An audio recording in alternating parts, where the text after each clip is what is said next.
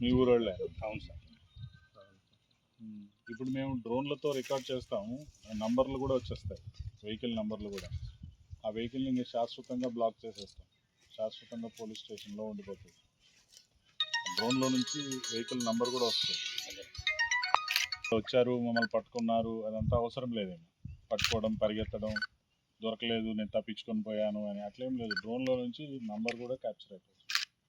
ఎక్కువ హార్టికల్చర్, వ్యవసాయం మీద డిపెండ్ అవ్వండి. ఊరికే దీన్ని చూసి ట్రాక్టర్లు కొనుక్కొచ్చుకోవడం, దీన్ని చూసి ఒకరిని మించి ఒక ట్రాక్టర్ తెచ్చుకొని పెట్టుకొని దీన్నంతా నాశనం చేయడం అట్లా చేయకూడదు.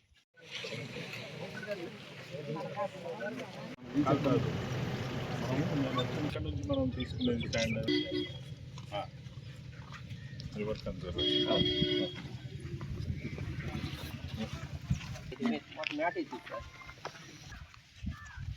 లేకపోతే ఏమైనా నీళ్ళలోనే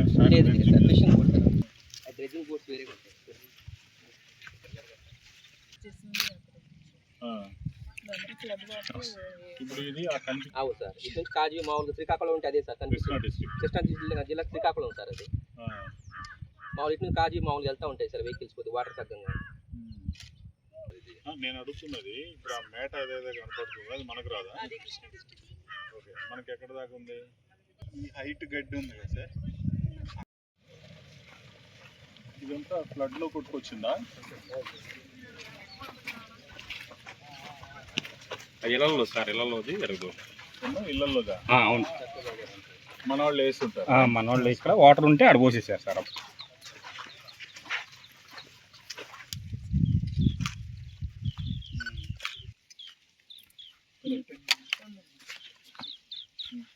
గూగుల్ మ్యాప్ కూడా ఉంటుంది.